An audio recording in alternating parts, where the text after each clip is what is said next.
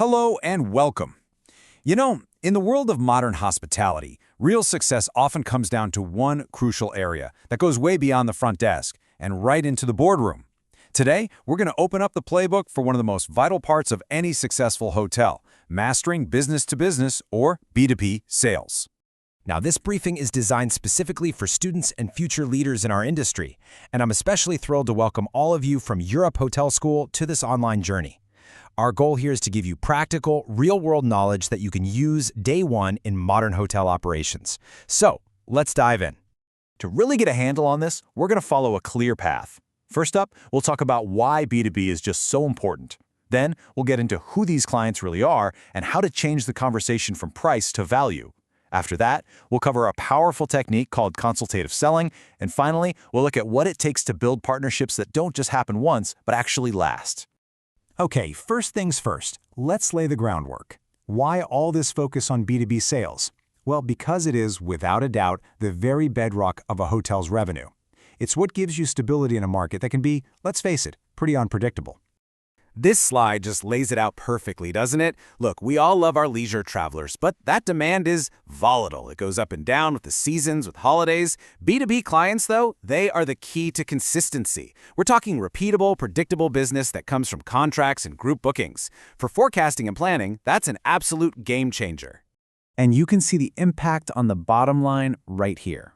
That nice, stable bar of B2B revenue, that lets a hotel forecast with so much more confidence. What does that mean in practice? It means smarter decisions about staffing, about inventory, and your entire financial strategy. It really smooths out those wild peaks and valleys you get when you only rely on leisure business. All right, so we've established the why. Now let's get into the who.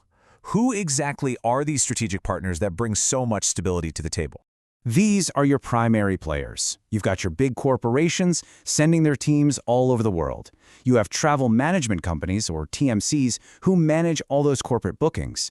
Then there are event planners looking for the perfect conference venue, and of course, tour operators who are building entire travel packages. Each one of these is a huge, distinct channel for reliable business. But here's something that is absolutely critical to understand. You're almost never selling to just one person. In B2B, it's more like you're selling to a committee. The procurement team, they are laser-focused on that contract, on the rates. The travel manager, on the other hand, cares deeply about their traveler's experience. Is it convenient? Is it reliable? And then you've got the finance department, and they need to see clear controls and easy-to-read reports. To succeed, you have to have a great answer for all of them. All that complexity leads us right to our next critical section, how we actually talk to these clients. To win, you absolutely must shift the conversation away from just talking about price and start talking about value and what it means to be a true partner. This is it. This is probably the single most important question you can ask yourself in B2B sales. Think about it. Are you just a vendor selling a product, a room for the night? Or are you a strategic partner that's helping your client get their own business objectives done? Your answer completely changes your entire approach. Exactly. That's the mindset. Your hotel becomes a piece of their operational infrastructure. Things like reliable Wi-Fi, a seamless check-in, a quiet place to work. These aren't just perks. They are tools that help a business traveler be successful. And when you frame your service that way, the conversation suddenly becomes about so much more than the nightly rate. So how do we actually put this into action? We do it by mastering what's called consultative selling. This is where we stop giving those generic, one-size-fits-all pitches and start creating solutions that are truly tailored to the client. Think of consultative selling this way. You act more like a consultant, or maybe even a doctor, than a typical salesperson. You have to diagnose the problem before you prescribe a solution. It means taking the time to really understand your client's business, their travel patterns, their pain points, their ultimate goals. And only then do you propose a solution that's designed specifically for them. In the process itself, it's not some kind of secret art. It's very logical. First, you discover what they need by asking great questions and actually listening. Second, you propose a tailored solution that hits those needs head-on. Third, and this is crucial, you make sure you can actually deliver on your promise by aligning with your own operations team. And finally, you don't just walk away. You nurture that relationship for the long haul. And this is where you can really see the difference. A generic pitch just doesn't work. I'll give you a perfect example. We worked with a cybersecurity firm that was booking a team for a 3-month project. You know what their main concern was? It wasn't the room rate. It was having a guaranteed, private, super fast, and secure network for their team to work on sensitive data. Once we understood that, we built a custom package that included a dedicated network line. See? We weren't selling rooms anymore. We were selling a secure, productive work environment. We solved their real problem. This brings us to our final and maybe most important section, because getting that contract signed isn't the finish line, it's the starting line.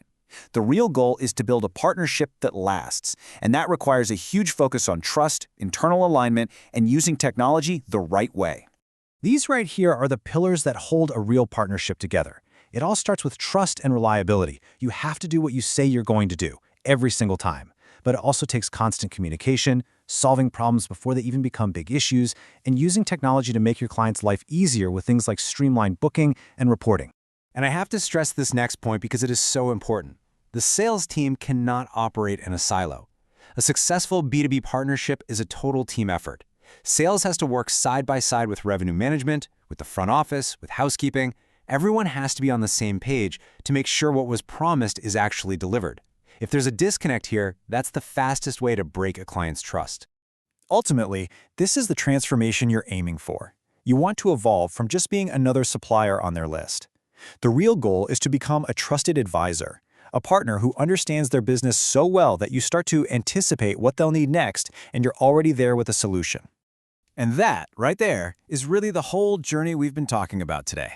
It's all about a fundamental shift in how you think, moving away from just focusing on one-off transactional bookings and toward building long-term strategic partnerships where everybody wins. So, I'll leave you with this question to carry with you as you move forward in your careers. How will you use these ideas to move beyond just selling rooms and start building those powerful partnerships that create real, mutual success? The answer to that question is what will define your career. Thank you.